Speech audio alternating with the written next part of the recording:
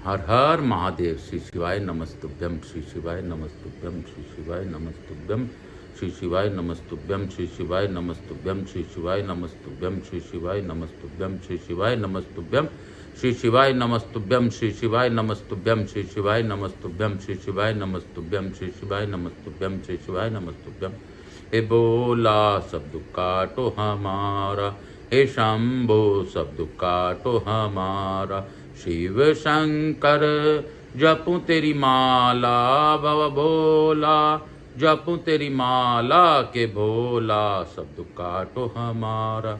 हे काशी विश्वनाथ सब दुख काटो हमारा, हे बाबा भोलेनाथ सब दुख काटो हमारा। काल हर दुखर दारिधर कष्टर हर हर महादेव। मैं आज रविवार और इस साल के अंतिम 29 दिसंबर 2024 को आप सबको नमन करता हूं। अंतिम रविवार इस साल का अंग्रेजी माह के हिसाब से मैं आप सबको वंदन करते हुए, नमस्कार करते हुए, मैं यहाँ के स्थान देवता, वास्तु देवता, ग्राम देवता, क्षेत्रपाल देवता, समस्त देवी देवताओं का आह्वान करता हूँ। प्रथम पूज्य देव गणपति गणेश जी महाराज का आह्वान करता हूँ तथा उनसे प्रार्थना करता हूँ कि प्रथम पूज्यता स्वीकार करते हुए आवाहित समस्त देवी देवताओं को आने का मौका दें। मैं यहाँ के स्थान देवता, वास्तु देवता, ग्राम देवता, क्षेत्रपाल देवता, समस्त देवी देवता, इस बड़ी क्षेत्र के देवता, मैं समस्त देवी देवताओं का आह्वान करता हूँ। मैं प्रवास काल में होते हुए सभी देवताओं से प्रार्थना करता हूँ कि अगर मेरी कथा छूट रही हो तो मुझे क्षमा कीजिएगा। मैं अपने भोलेनाथ का मनन करते हुए, मैया पार्वती का मनन करते हुए उनसे अनुरोध करता हूँ कि गौर बिंदोरा का आसन ग्रहण करें, भावपूर्वक इस कथा का श्रवण कर हम लोगों को कृतार्थ करें। बाबा मुझसे कोई भूल हो रही हो तो क्षमा कीजिएगा। स्कंद कुमार स्कंद देव से भी प्रार्थना करता हूँ कि आप सभी गणों के साथ पधार कर इस कथा का श्रवण करें। मैं जगन्नाथ जी, विष्णु भगवान, रामचंद्र जी, हनुमान जी महाराज, सूर्य नारायण भगवान, समस्त देवी देवताओं का आह्वान करता हूँ। मैं आकाश रजलिया बंसल गोतोत्पन्न हम उमा शंकर नारायणी देवी कांता रजलिया पुत्र आचार्य संगीत कृष्ण जी महाराज सांवरिया बाबा मेरे गुरु, मैं उनको मनन करते हुए आज की कथा प्रारंभ करता हूँ। गुरु आज्ञा लेकर आज की कथा प्रारंभ करता हूँ। काल हरा दुखरा दारी धरा कष्टरा हर हर महादेव। शंभु शंभु बोल बम का नारा है, बाबा एक सहारा है। हम लोगों ने इससे पूर्व की कथा में पढ़ा था कि जो पवित्र चित्र वाला मनुष्य इस परम पवित्र पुराण को पढ़ता अथवा सुनता है, वह पूर्व जन्मों उपार्जित समस्त पापों का नाश करके श्री विष्णु की आराधना में तत्पर हो जाता, विष्णु लोक को प्राप्त होता है। बोलो काशी विश्वनाथ की जय, काशी काशी शिव काशी, मोक्ष नगरी काशी की जय। ब्रह्मा जी कहते हैं, महामते प्राचीन त्रेता युग में पेजवन नाम से प्रसिद्ध एक शूद्र था जो धर्म में तत्पर और विष्णु तथा ब्राह्मणों का पूजक था। वह न्यायपूर्वक धन का उपार्जन करता और सदा शांत भाव से रहता था।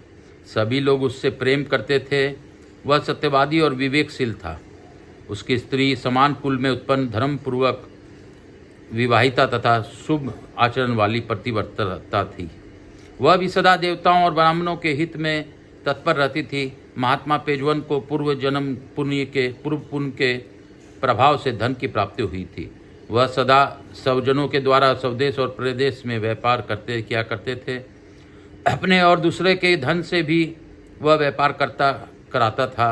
इस प्रकार धर्म पर दृष्टि रखने वाले इस पेजवन को नाना प्रकार का प्रचुर धन प्राप्त हुआ। उसके 2 पुत्र हुए। वे दोनों ही पिता को सेवा शुश्रूषा से में लगे रहने वाले थे। धन आदि का अहंकार तो उन्हें छू तक नहीं सक गया था। वे अपने धर्मयुक्त आचरण से शोभा पा रहते थे। पिता माता की सेवा के अतिरिक्त दूसरे किसी वस्तु का आदर नहीं करते थे। उनकी स्त्रियां भी अपना सास ससुर की सेवा में अनिवार्य रूप से लगी रहती थी। पेजवन का घर धन धान से भरा रहता था। वह स्वयं भी सदा धर्मपरायण हो देवताओं और अतिथियों के पूजन में तत्पर रहता था। उसके घर पर आया हुआ कोई भी अतिथि विमुख नहीं लौटता था। वह शीतकाल में धन और उष्ण काल में अन्न एवं जल का दान करता था। वर्षा काल में वस्त्र तथा अन्न बांटा करता था। भगवान शिव और विष्णु के व्रत में स्थित होकर उचित समय में वह बावली, कूप, ताड़क, प्याऊ तथा देव मंदिर बनवाता था। चातुर्मास में वह विशेष रूप से भगवान विष्णु के भजन में लगा रहता था। एक दिन ब्राह्म ज्ञान प्रायण शांत तपस्वी परम जितेंद्रिय गालव मुनि पेजवन सूद के घर में आए। वह अभ्युत्थान और आसन आदि उपचारों के से मुनि को पूजा करके मधुर वाणी से बोला, आज मेरा जन्म सफल हो गया, जीवन अति उत्तम हो गया, आज मेरा धर्माचरण भी सार्थक हुआ। मुने, आपने यहाँ पधार कर कुल सहित मुझे उन्नत कर दिया। आपकी दृष्टि से मेरे सहस्त्रों पाप जलकर भस्म हो गए। मुझे गृहस्थ के संपूर्ण ग्रह को आज आपने पवित्र कर दिया। उस शूद्र की भांति गालव मुनि बहुत प्रसन्न हुए। उनकी सारी थकावट दूर हो गई। वे हाथ जोड़कर खड़े हुए शूद्र से बोले, सौम्य, तुम कुशल से ही तो हो न? तुम्हारे मन धर्म में लगता है न? क्योंकि भाई बंधु स्त्री पुत्र आदि सब लोग सदा स्वार्थ से ही संबंध रखते हैं। तुम गोविंद में सदा भक्ति रखते हो न? दान में तो तुम्हारी रुचि है न? क्या धर्म, अर्थ और काम संबंधी कार्यों में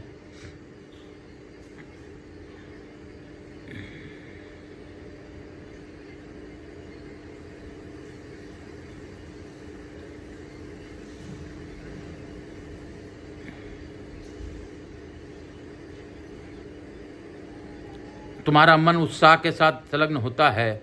भगवान विष्णु का चरणोदक प्रतिदिन सिर पर धारण करते हो न?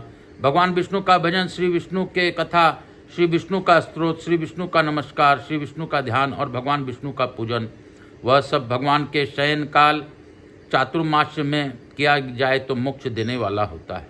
ऐसा कहते हुए मुनि को प्रणाम करके शूद्र ने फिर कहा, मुने, आपकी कृपा दृष्टि से ही मुझे इस आश्रम का पूरा फल मिल गया, तथापि मैं आपके उपदेश युक्त वाणी सुनना चाहता हूँ। आपके आगमन का क्या प्रयोजन है, यह कृपा करके बतलावें। तब गाल्व जी ने इस धर्मात्मा एवं सत्यवादी शूद्र से कहा, इधर तीर्थ यात्रा में लगे हुए मुझे कई मास व्यतीत हो गए। अब चातुर्मास आ गया है, अतः अपने आश्रम को जाऊंगा। भगवान नारायण की प्रसन्नता के लिए आषाढ़ शुक्ल एकादशी की अपने घर पर चातुर्मास का नियम ग्रहण करूंगा। पेजवन बोला, द्विज श्रेष्ठ, मेरे ऊपर अनुग्रह करके कोई ज्ञान की बात मुझे भी बतलाइए। वेद में मेरा अधिकार नहीं है, वेद सार के जप का भी मुझे अधिकार नहीं है, अतः विशेषतः चातुर्मास में पालन करने योग्य यदि कोई मोक्ष साधक उपाय हो तो मुझे बतलाइए। गालव जी ने कहा, जो मनुष्य सालग्राम में स्थित भगवान विष्णु का पूजन करते हैं, भक्ति उनसे दूर नहीं है। जिसका मन भगवान सालग्राम के चिंतन में लगा हुआ है, उसके द्वारा जो कोई भी शुभ कर्म किया जाता है वह अक्षय होता है। चातुर्मास में इसका विशेष महात्म्य है। जहाँ सालग्राम शिला और द्वारका की शिला दोनों का संगम हो, वहाँ मनुष्य के लिए मुक्ति दुर्लभ नहीं है। जिस भूमि से सैकड़ों पापों से युक्त मनुष्यों द्वारा भी सालग्राम की शिला पूजी जाती है, वहाँ वह शिला 5 कोस तक के प्रदेश में पवित्र करती है। वह सालग्राम शिला तेजोमय पिंड है, साक्षात ब्रह्म स्वरूप है। इसके दर्शन मात्र से भी तत्काल सब पापों का नाश हो जाता है। महाशुद्ध सालग्राम शिला की उपस्थिति से सब तीर्थों और देव मंदिर पवित्र हो जाता है तथा समस्त नदियाँ तीर्थों को प्राप्त होती है। सालग्राम शिला को सानिध्य मात्र से सर्वत संपूर्ण क्रियाएं शोभन होती है। जिसके घर में शुभ सालग्राम शिला का कोमल तुलसी दलों द्वारा पूजन होता है, वहाँ यमराज अपने मुंह नहीं दिखाते। ब्राह्मण, क्षत्रिय, वैश्य तथा सच्छंद्रों को भी सालग्राम शिला के पूजन का अधिकार है। सच्छंद्र ने पूछा, ब्राह्मण, आप वेद वेताओं में श्रेष्ठ हैं। सुना जाता है कि स्त्री, शूद्र और आदि के लिए सालग्राम शिला के पूजन का निषेध है। अतः मेरे जैसा मनुष्य किस प्रकार सालग्राम पूजन करे? गालव जी ने कहा, मानद शूद्रों में केवल आसद शूद्रों के लिए सालग्राम शिला का निषेध है। स्त्रियों में भी पतिव्रता स्त्रियों के लिए इसका निषेध नहीं किया गया है। जो सालग्राम के शिला के ऊपर चढ़ाई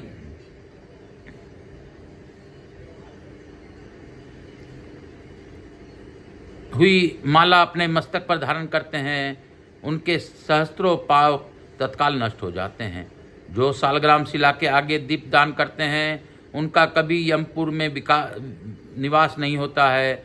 जो सालग्राम में व्याप्त भगवान विष्णु का मनोहर पुष्पों द्वारा पूजा करते हैं तथा जो भगवान विष्णु के शयन काल चतुर्मास्य में सालग्राम शिला को पंचामृत से स्नान कराते हैं, वे मनुष्य संसार बंधन से कभी नहीं पड़ते। मुक्ति के आदि कारक निर्मल सालग्राम शिला सालग्रामगत श्रीहरि को अपने हृदय में स्थापित करके जो प्रतिदिन भक्ति पूर्वक उनके चिंतन करता है वह मोक्ष का भागी होता है। जो सब समय में विशेषतः चातुर्मास्य में भगवान सालग्राम के ऊपर तुलसी दल की माला चढ़ाता है वह संपूर्ण कामनाओं का प्राप्त कर लेता है। तुलसी देवी भगवान विष्णु को सदा प्रिय है। सालग्राम महाविष्णु के स्वरूप हैं और तुलसी देवी साक्षात लक्ष्मी है। इसलिए चंदन चर्चित सुगंधित जल से तुलसी मंजरी सहित सालग्राम शिला रूप श्रीहरि को नहलाकर जो तुलसी की मंजरियों से उनका पूजन करता है वह संपूर्ण कामनाओं को पाता है। उत्तम पुष्पों से पूजित भगवान सालग्राम का दर्शन करके मनुष्य सब पापों का शुद्ध चित्त होकर श्रीहरि में तन्मयता से प्राप्त होता है। सालग्राम शिला के 24 भेद हैं, उनका वर्णन सुनो।